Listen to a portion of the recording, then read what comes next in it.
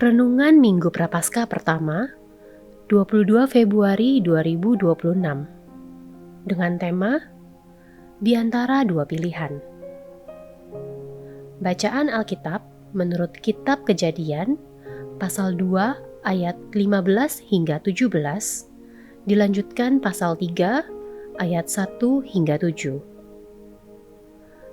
Mazmur pasal 32, Surat Paulus kepada jemaat di Roma, pasal 5 ayat 12 hingga 19, dan Injil Tuhan Yesus menurut Matius pasal 4 ayat 1 hingga 11.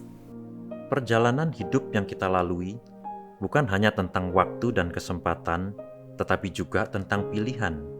Dan setiap hari kita akan menghadapinya, mulai dari hal-hal yang mudah sampai yang sukar.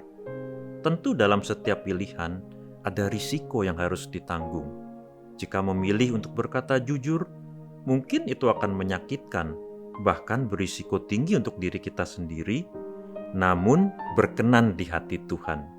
Sebaliknya, jika kita berkata tidak jujur, mungkin itu akan menjadi area yang aman, tetapi tentu tidak berkenan di hati Tuhan.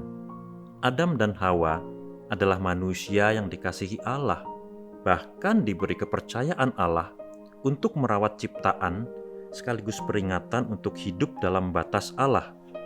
Kejadian 2 ayat 15-17.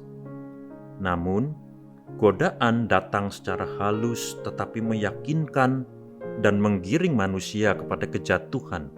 Kejadian 3 ayat 1 hingga 7. Pencobaan juga dialami oleh Yesus dalam peristiwa pencobaan di padang gurun. Iblis mencobai Yesus. Tentu bagi Yesus tidaklah sukar untuk mendemonstrasikan kuasanya. Namun ia tahu bahwa hal itu tidak berkenan bagi Allah. Yesus memilih untuk taat kehendak Allah dan mematahkan kuasa dosa. Demikianlah Paulus dalam Roma 5 ayat 12 hingga 19 memperlihatkan sebuah kontras yang tajam, yakni antara kejatuhan manusia pertama dengan ketaatan Yesus yang membuka jalan pembenaran bagi semua. Manusia diberi kehendak bebas.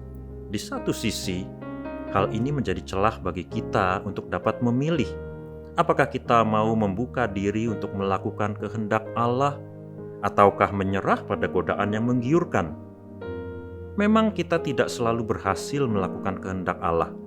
Kita pernah jatuh dan gagal, tetapi kasih setia Tuhan selalu menopang setiap ciptaannya. Mazmur 33. Marilah kita meneladani Kristus yang menghadapi pencobaan dengan berpegang teguh pada kebenaran firman Tuhan. Mari kita berdoa. Tuhan, kedagingan kami memang lemah, tetapi kami tidak mau menurutinya.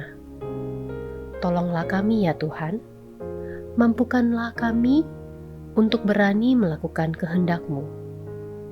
Amin.